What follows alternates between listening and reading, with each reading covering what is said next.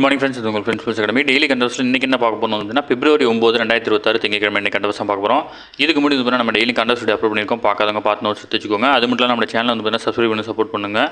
முடிஞ்சளவு உங்கள் ஃப்ரெண்ட்ஸ்லாம் ஷேர் பண்ணுங்கள். நம்மளுடைய ஃப்ரெண்ட்ஸ் போலீஸ் அகாடமி அப்படின்ற டெலகிராம் சேனலில் ஜாயின் பண்ணிக்கோங்க. இம்பார்ட்டன்ட் அப்டேட்ஸ்லாம் உங்கள் ஒன்றே கிடைக்கும். சரிங்களா? டிஸ்கிரிப்ஷனில் லிங்க் கொடுத்துருங்க, டச் பண்ணி ஜாயின் பண்ணிக்கோங்க. வாங்க ஃப்ரெண்ட்ஸ், கரண்ட் பஸ் பார்த்துடலாம். இந்தியா மலேசியா இடையே வந்து பார்த்தீங்கன்னா 11 ஒப்பந்தங்கள் வந்து பார்த்தீங்கன்னா கையெழுத்தாயிருக்கு. இதில் முக்கியமானது வந்துட்டுனா இந்தியா மலேசியா இடையே பல்வேறு துறைகளின் கீழ் வந்து பார்த்தீங்கன்னா இந்த ஒப்பந்தம் கையெழுத்தாயிருக்கு. ஓகேங்களா? வர்த்தகம் மற்றும் முதலீடுகளில் உள்ள கரன்சிகள் வந்து ரூபாய் மற்றும் ரிங்கெட்டில் வந்து பார்த்தீங்கன்னா பயன்படுத்த வந்து பார்த்தீங்கன்னா இரு நாடுகளும் முடிவு செஞ்சுருக்காங்க.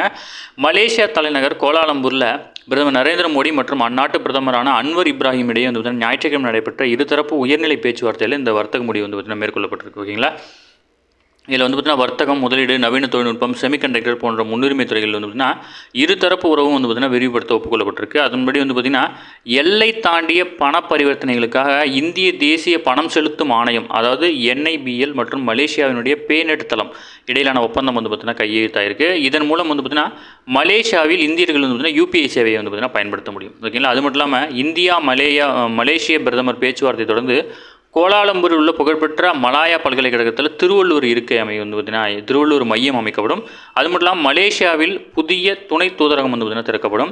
இந்தியாவில் கல்வி பயிலும் மலேசிய மாணவர்களுக்கு திருவள்ளுவர் பெயரில் வந்து பார்த்தீங்கன்னா உதவித்தொகை வழங்கப்படும் ஆகிய முக்கிய அறிவிப்புகள் வந்து பார்த்தீங்கன்னா வெளியிடப்பட்டிருக்கு. ஓகேங்களா?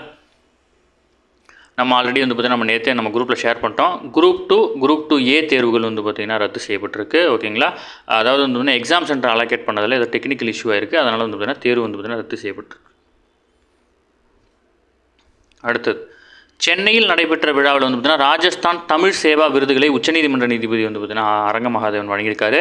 ராஜஸ்தானி மற்றும் தமிழ் சமூகங்களுக்கு இடையான நிலவும் நீண்டகால கலாச்சார பிணைப்பை கொண்டாடும் விதமாக ராஜஸ்தானி அசோசியேஷன் தமிழ்நாடு சார்பில் சென்னையில் வந்து பார்த்தீங்கன்னா விழா நடைபெறுது. இதில் வந்து பார்த்தீங்கன்னா ராஜஸ்தான் தமிழ் சேவா விருது 2026 அப்படின்னு வந்து பார்த்தீங்கன்னா வழங்குறாங்க. ஓராண்டு வழங்குறாங்க.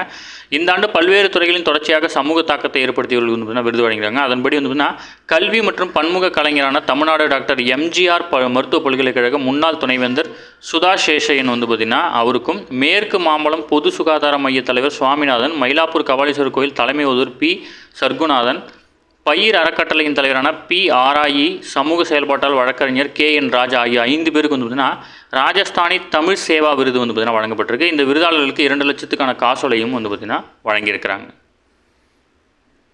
அடுத்தது, சென்னையில் சாலைகளில் சுட்டுத் திரியும் பசுக்கள், மாடுகளில் வந்து பார்த்தீங்கன்னா போக்குவரத்து பாதிப்பை ஏற்படுத்துவதாக புகார் இருந்த நிலையில் வந்து பார்த்தீங்கன்னா 2025ஆம் ஆண்டு சென்னை பெருநகர வளர்ச்சி குழுமம் மற்றும் மாநகராட்சி சார்பில் கால்நடை காப்பகங்கள் வந்து பார்த்தீங்கன்னா 6 மண்டலங்களில் தொடங்கப்பட்டு அந்த அந்த கால்நடைகள் வந்து பார்த்தீங்கன்னா பிடிக்கப்பட்டு அந்த காப்பகங்கள் வளர்க்கப்படுது.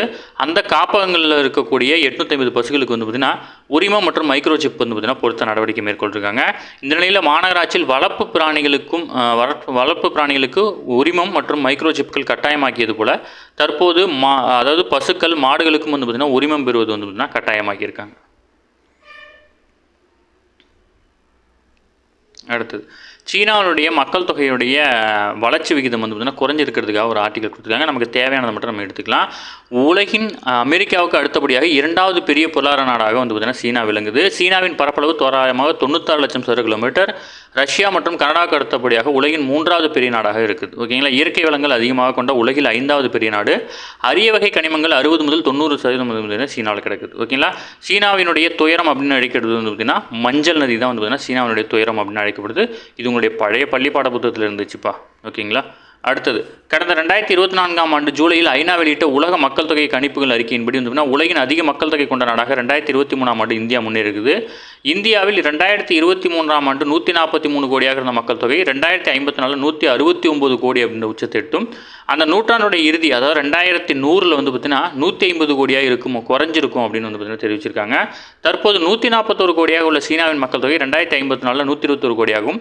நூற்றாண்டு இறுதியில் வந்து பார்த்தீங்கன்னா வெறும் 63 கோடியாக இருக்கும் அப்படின்னு வந்து பார்த்தீங்கன்னா கணிப்புகளை வெளியிட்டிருக்கிறாங்க. ஓகேங்களா?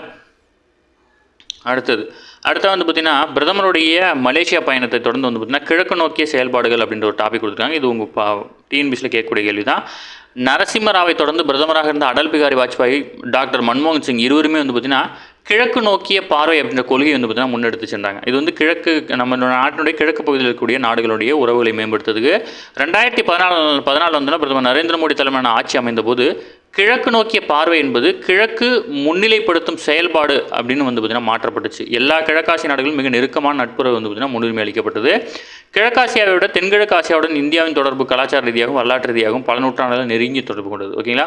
இப்போ புரூனே, மியான்மர் அதாவது பர்மான்னு சொல்லுவாங்க, Cambodia, East Timor, Indonesia, Laos, Malaysia, Philippines, Singapore, Thailand, Vietnam ஆகிய நாடுகள் இந்தியாவுக்கும் இடையே 1000 ஆண்டுகளுக்கு மேலாக வந்து பார்த்திங்கன்னா வர்த்தக ரீதியான அரசியல் ரீதியாகவும் தொடர்பு உள்ளதாக வந்து பார்த்திங்கன்னா சொல்லியிருக்காங்க. இதில் வந்து பார்த்திங்கன்னா மலேசியாவின் நிர்வாக தலைவரான புத்ரா ஜெயாவில் வந்து பார்த்திங்கன்னா பிரதமர் மோடிக்கு அளிக்கப்பட்ட பிரம்மாண்ட அரசு வரவேற்பு வந்து பார்த்திங்கன்னா எந்த அளவுக்கு மலேசியாவினுடைய அன்வர் இப்ராஹிம் வந்து பார்த்திங்கன்னா இந்திய அரசுக்கு முக்கியத்துவம் அளிக்கிறாரு அப்படின்றத காட்டுது. ஓகேங்களா. வர்த்தகம் மற்றும் முதலீடுகளில் 2 நாடுகளும் டாலர், யூரோ உள்ளிட்ட அந்நிய செலாவணியை நாடாமல் ரூபாய், ரிங்கெட் என இரு நாட்டு செலவுகளை வந்து பார்த்திங்கன்னா கையாளுவது அப்படின்னு முடிவெடுத்திருக்காங்க. மிக முக்கியமான நகர்வாக எல்லை தாண்டிய பண பரிமாற்றங்களுக்காக இந்திய தேசிய பணம் செலுத்துகை ஆணையம் மலேசியாவினுடைய பேரிட தளம் இடையே வந்து பார்த்திங்கன்னா ஒப்பந்தம் மேற்கொண்டிருக்காங்க. நம்ம மேலே பார்த்தது தான். சரிங்களா. அடுத்ததாக மலேசிய பயணத்தினுடைய ஒரு பகுதியாக வந்து பார்த்திங்கன்னா இந்திய வம்சாவளி தலைவருடன் பிரதமர் மோடி வந்து பார்த்திங்கன்னா சந்திப்பு நடத்திருக்காரு. இதில் வந்து பார்த்திங்கன்னா முக்கியமானது வந்து பார்த்திங்கன்னா மலேசியாவுடைய எண்மத்துறை அமைச்சரான எண்ணத்துறை அமைச்சர் துயான் கோவிந்த் சிங் தேவ், ஓகேங்களா, மனிதவள அமைச்சர் வந்து பார்த்திங்கன்னா ரமணன் ராமகிருஷ்ணன், பிரதமர் அலுவலகத்தினுடைய துணை இணையமைச்சராக வந்து பார்த்திங்கன்னா எம் குலசேகரன், தேசிய ஒருமைப்பாட்டு துணை இணையமைச்சரான ஆர் யோகேஸ்வரன் உள்ளிட்டோர் வந்து பார்த்திங்கன்னா இந்த சந்திப்பில் பங்கேற்காங்க. இவங்க எல்லாமே இந்திய வம்சாவளியைச் சேர்ந்த மலேசியாவுடைய முக்கியமான தலைவர்கள். ஓகேங்களா. அடுத்து தமிழகத்தில் வந்து பார்த்திங்கன்னா காணொலி மூலம் வந்து பார்த்திங்கன்னா சாட்சி விசாரணைக்கு வந்து பார்த்திங்கன்னா வரவேற்பு அதிகரிச்சிருக்கு. தமிழகத்தில் காணொலி மூலம் வந்து பார்த்திங்கன்னா சாட்சி விசாரணை மேற்கொள்ளும் நடைமுறைக்கு முதல் முறையாக அமல்படுத்தியுள்ளது. இந்த முன்முயற்சியை வந்து பார்த்திங்கன்னா காவல்துறையில் வந்து பார்த்திங்கன்னா வரவேற்றிருக்கிறாங்க. ஓகேங்களா. தமிழக காவல்துறையிடம் பொதுமக்கள் ஆண்டுக்கு சுமார் 20 லட்சம் புகார்கள் அளிக்கின்றன. இதன் பேரில் மூகாந்திரத்தின் அடிப்படையில் சுமார் 5 லட்சம் வழக்குகள் வந்து பார்த்திங்கன்னா பதிவு செய்யப்பட்டு சிறு குற்ற வழக்குகள் நீதிமன்றங்களால் உடனடியாக தீர்க்கப்படுகிறது. குடும்பங்களுக்கு இடையான தகராறு தொடர்பான வழக்குகள், உணர்ச்சி வசப்பட்டு நிகழும் குற்றங்கள் தொடர்பான வழக்குகள் வந்து சில மாதங்கள் சமரசம் காணப்பட்டு திரும்ப பெறப்படுது. ஓகேங்களா. இருப்பினும் இது போன்ற வழக்குகளில் காவல்துறை பணிச்சுமையும் வந்து பார்த்திங்கன்னா சாட்சியங்களையும் தடயங்களையும் ஆஜர்படுத்துவதில் ஏற்படும் தாமதம், நீதித்துறையில் ஏற்பட்டுள்ள காலி பணியிடங்களால் ஏற்படும் தாமதம் போன்றவற்றினால் வழக்கு விசாரணை வந்து தொய்வு ஏற்படுது. இதன் காரணமாக தமிழகத்தில் உள்ள நீதிமன்றங்களில் மட்டும் சுமார் 7 லட்சம் குற்ற வழக்குகள் வந்து பார்த்திங்கன்னா நிலுவையில் இருக்குது. இந்த நிலையில் வந்து பார்த்திங்கன்னா குற்ற வழக்குகள் விசாரணை விரிவுபடுத்த குற்றவாளிகளுக்கு வந்து பார்த்திங்கன்னா நீதிமன்றம் மூலம் சட்டப்படி தண்டனை பெற்றுக் கொடுப்பதில் தமிழக காவல்துறை வந்து மிகுந்த முனைப்புடன் செயல்படுறாங்க. சாட்சி விசாரணை வந்து பார்த்திங்கன்னா காணொலி காட்சி மூலம் நடத்தலாம் அப்படின்னு வந்து தமிழக உள்துறை அமைச்சகம் வந்து பார்த்திங்கன்னா உத்தரவிட்டிருக்கு. இந்த காணொலி மூலம் சாட்சிகளை விசாரிக்க பாரதிய நாரிக் சுரக்ஷா சங்கீதா அப்படின்ற சட்டத்தில் 2023 பிரிவு 265, 266 சட்டப்பூர்வ அனுமதி வழங்கியிருக்கிறதா வந்து பார்த்திங்கன்னா மேற்கோள் காட்டியிருக்காங்க. ஓகேங்களா. தமிழகத்தில் 2004ஆம் ஆண்டு முதல் சிறையில் இருக்கும் கைதிகள் காணொலி மூலம் வந்து பார்த்திங்கன்னா நீதிமன்றத்தில் ஆஜர்படுத்தப்படுறாங்க. இதேபோல் 2018ஆம் ஆண்டு முதல் வழக்கு விசாரணைக்கு ஆஜராகுமாறு சம்மந்தப்பட்டவர்களுக்கு கைபேசி குறுஞ்செய்தி மூலம் அனுப்புகிறாங்க. ஓகேங்களா. இதனால் வந்து பார்த்திங்கன்னா சம்மன் வந்து பார்த்திங்கன்னா சம்மந்தப்பட்ட காவல்துறை தேடி அலைய வேண்டிய அவசியம் இல்லை. ப்ளஸ் வந்து பார்த்திங்கன்னா இது வந்து பார்த்திங்கன்னா மிகுந்த செலவு வந்து பார்த்திங்கன்னா குறைவு, பாதுகாப்பு அதிகம். முக்கியம் இந்த வந்து பார்த்திங்கன்னா இப்போ அக்யூஸ்ட்டை கூட்டிகிட்டு போகும்போது தப்பிச்சு போகிறது, அவங்களுக்கான செலவுகள், அந்த பணிச்சுமைகள் இதெல்லாம் வந்து பார்த்திங்கன்னா வெகுவாக குறைய வாய்ப்பு இருக்குது. ஓகேங்களா. இந்த காணொலி மூலம் நீதிமன்ற சாட்சி விசாரணை நடத்தும் திட்டத்தில் ராஜஸ்தான், உத்தரப்பிரதேசம் ஆகிய மாநிலங்கள் முன்னோடியாக இருக்குது. ஓகேங்களா. இந்த மாநிலங்கள் வந்து பிஎன்எஸ்எஸ் சட்டம் வந்து பார்த்திங்கன்னா அறிமுகப்படுத்தப்பட்ட உடனே வந்து பார்த்திங்கன்னா இதை செயல்படுத்திட்டாங்க. ஓகேங்களா. இது தமிழகத்தில் ஃபஸ்ட் டைம் இல்லை அப்படின்னு ஞாபகம் வச்சுக்கோங்க. அடுத்தது அமெரிக்காவுடன் 500 பில்லியன் டன் வர்த்தகம் வந்து பார்த்திங்கன்னா சாத்தியம் தான் அப்படின்னு வந்து பார்த்திங்கன்னா வர்த்தகத்துறை அமைச்சர் பியூஷ் கோயல் தெரிவிச்சிருக்காரு. இதில் வந்து பார்த்திங்கன்னா இந்தியாவுக்கு தான் வந்து பார்த்திங்கன்னா அமெரிக்கா விதித்திருக்க வரி வந்து பார்த்திங்கன்னா ரொம்ப குறை. இப்போ சீனாவுக்கு எடுத்துக்கிட்டிங்கன்னா 33%, தாய்லாந்து 19%, மியான்மர் 40%, கம்போடியா 19%, வங்கதேசத்துக்கு வந்து பார்த்திங்கன்னா 20%, இந்தோனேஷியாவுக்கு 19%, பிரேசில் 50%, வியட்நாமுக்கு 20% ஆகிய நாடுகள் இருக்கும்போது இந்தியாவுக்கு வெறும் 18% வரி தான் வந்து பார்த்திங்கன்னா விதிக்கப்பட்டிருக்கு. ஓகேங்களா. அடுத்து வந்து பார்த்திங்கன்னா இந்தியாவில் முதலீடுகளை மேற்கொள்வதற்காகவும் பெரும் தொழில்நுட்ப நிறுவனங்கள் வந்து தெரிவிச்சிருக்காங்க. இதன்படியாக 10 ஜிகாவாட் தரவு மையத்துக்கு தேவைப்படும் சாதனங்களை அமெரிக்கா விநியோகிக்கும். போயிங் விமானங்கள் மற்றும் விமான பாகங்கள் மட்டுமே அடுத்த 5 ஆண்டுகளில் 80 முதல் 90 பில்லியன் டாலர் வரை கொள்முதல் செய்யப்பட்டிருக்குது. போக்குவரத்து துறையில் மட்டும் குறைந்தபட்சம் $100 மில்லியன், அது $100 பில்லியன் வர்த்தகத்தை வந்து அமெரிக்காவுடன் மேற்கொள்ள இருக்கிறோம். இது தவிர கச்சா எண்ணெய், திரவ இயற்கை எரிவாயு, சமையல் எரிவாயு உள்ளிட்ட துறைகளும் வந்து மேம்பட இருக்குது. அடுத்தது புதிய வருமான வரி சட்டம். 1961ஆம் ஆண்டு வருமான வரி சட்டத்துக்கு மாற்றாக வந்து பார்த்திங்கன்னா 2025ஆம் ஆண்டு புதிய வருமான வரி சட்டம் கொண்டு வரப்பட்டுச்சு.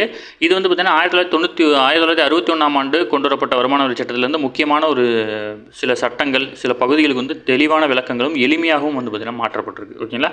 இந்த சட்டத்தின் மீது வந்து பார்த்திங்கன்னா பொதுமக்கள் கருத்து கேட்பு வந்து பார்த்திங்கன்னா நடத்துகிறாங்க. அடுத்தது வங்கித்துறை சீர்திருத்தங்களுக்கான உயர்நிலை குழுவை வந்து பார்த்தீங்கன்னா மத்திய அரசு விரைவில் அமைக்கும் அப்படின்னு வந்து பார்த்தீங்கன்னா நிர்மலா சீதாராமன் அவர்கள் தெரிவிச்சிருக்காங்க. இந்த குழு வளர்ச்சியடைந்த பாரத இலக்குக்கான நிதி தேவைகளை பூர்த்தி செய்வது குறித்த செயல் திட்டங்களை மத்திய அரசுக்கு வழங்கும் அப்படின்னு தெரிவிச்சிருக்காங்க. ஓகேங்களா, வளர்ச்சியடைந்த பாரத வங்கிகளுக்கான உயர்நிலை குழு அமைக்கப்படும் வந்து பார்த்தீங்கன்னா கடந்த வாரம் தாக்கல் செய்யப்பட்ட பட்ஜெட்டில் வந்து பார்த்தீங்கன்னா தெரிவிச்சிருக்காங்க. அதன்படி இந்த நடவடிக்கை வந்து பார்த்தீங்கன்னா மேற்கொள்ளப்பட்டிருக்கு. அடுத்தது கட்டாய பயோமெட்ரிக் புதுப்பிப்பு நடவடிக்கையின் கீழ் 1 கோடி சிறார்கள் வந்து பயனடைந்துள்ளதாக இந்திய தனித்துவ அடையாள ஆணையம் அதாவது UIDAI அது தெரிவிச்சிருக்காங்க. இது வந்து பார்த்தீங்கன்னா ஆதார் வந்து பார்த்தீங்கன்னா அப்டேட் பண்ணுறது. ஓகேங்களா, இந்த சின்ன குழந்தைங்களுக்கு வந்து பார்த்தீங்கன்னா ஆதார் வந்து பார்த்தீங்கன்னா அப்டேட் பண்ணாமல் வந்திருப்பாங்க. அந்த அப்டேஷன் வந்து பார்த்தீங்கன்னா எடுக்க சொன்னதுனால வந்து பார்த்தீங்கன்னா 1 கோடி பேர் சிறார்கள் வந்து பார்த்தீங்கன்னா பயனடைஞ்சிருக்காங்க. ஓகேங்களா, அடுத்ததாக வந்து ஆசிய ரைஃபிள் ஃபில்டர் சாம்பியன்ஷிப்பில் வந்து இந்தியாவுக்கு ஞாயிற்றுக்கிழமை மட்டும் 8 பதக்கங்கள் கிடைச்சிருக்கு. இதில் வந்து பார்த்தீங்கன்னா போட்டியின் 5ஆம் நாளான ஞாயிற்றுக்கிழமை முடிவில் இந்தியா 31 தங்கம், 12 வெள்ளி, 10 வெண்கலம் என 53 பதக்கங்களை வந்து பார்த்தீங்கன்னா பெற்றிருக்காங்க. ஓகேங்களா, அது மட்டும் இல்லாமல் ஸ்பெயினில் நடைபெறும் பாக்ஸம் எலைட் இன்டர்நேஷனல் குத்துச்சண்டை போட்டியில் இந்தியர்கள் வந்து பார்த்தீங்கன்னா 9 பேர் ஞாயிற்றுக்கிழமை தங்கப்பதக்கம் வென்றிருக்காங்க. மகளிர் பிரிவில் இறுதிச் சுற்றில் மஞ்சு ராணி 48 கிலோ பிரிவிலும் நீது வந்து பார்த்தீங்கன்னா 51 கிலோ பிரிவிலும் வந்து பார்த்தீங்கன்னா சாம்பியன் பட்டம் வென்றிருக்காங்க. ஓகேங்களா, அடுத்தது அர்பஜைஜானில் நடைபெற்ற சர்வதேச பேட்மிண்டன் போட்டியில் இந்தியாவுடைய தேவிகா சிகக் வந்து பார்த்தீங்கன்னா ஞாயிற்றுக்கிழமை வந்து பார்த்தீங்கன்னா சாம்பியன் ஆயிருக்காங்க. சாத்விக் ரெட்டி, ராதிகா சர்மா இணையும் வந்து பார்த்தீங்கன்னா தங்கம் வென்றிருக்கிறாங்க. அடுத்தது ஜப்பானின் நாடாளுமன்ற தேர்தலில் பிரதமர் சானே தகாய்ச்சி தலைமையிலான ஆளும் விடுதலை ஜனநாயக கட்சி வந்து பார்த்தீங்கன்னா தனிப்பெரும்பான்மையுடன் வரலாற்று வெற்றியை பெற்றிருக்குது. இவங்க தான் வந்து பார்த்தீங்கன்னா ஜப்பானுடைய முதல் பெண் பிரதமராக இருந்தாங்க. இவங்க வந்து பார்த்தீங்கன்னா தன்னுடைய ஆட்சியை வந்து கலைச்சிட்டு மீண்டும் வந்து பார்த்தீங்கன்னா தேர்தலில் நின்று வெற்றி பெற்றுக்கிறாங்க. 2வது முறையாக வந்து பார்த்தீங்கன்னா ஆட்சி அமைக்க இருக்கிறாங்க. ஓகே ஃப்ரெண்ட்ஸ், இன்னைக்கு கண்டவசம் அவ்வளோதான். தாண்டி எதுவுமே கேட்க வாய்ப்பில்லை. டெய்லி கண்டவசம் டெய்லி பார்த்துருங்க. அப்போ தான் மந்த்லி வீக்லி படிப்பது உங்களுக்கு ஈஸியாக இருக்கும். நம்ம சேனல் வந்து பார்த்தீங்கன்னா சப்ஸ்கிரைப் பண்ணி சப்போர்ட் பண்ணுங்கள். முடிஞ்சவங்க ஃப்ரெண்ட்ஸில் ஷேர் பண்ணுங்கள். நம்மளுடைய ஃப்ரெண்ட்ஸ் போலீஸ் அகாடமி அப்படின்ற டெலிகிராம் சேனல் ஜாயின் பண்ணிக்கோங்க. இம்பார்ட்டன்ட் அப்டேட்ஸ் உங்களுக்கு ஒன்று கிடைக்கும். டிஸ்கிரிப்ஷன் லிங்க் கொடுத்துருக்கேன், டச் பண்ணி ஜாயின் பண்ணிக்கோங்க. சரிங்களா, தேங்க்யூ ஃப்ரெண்ட்ஸ்.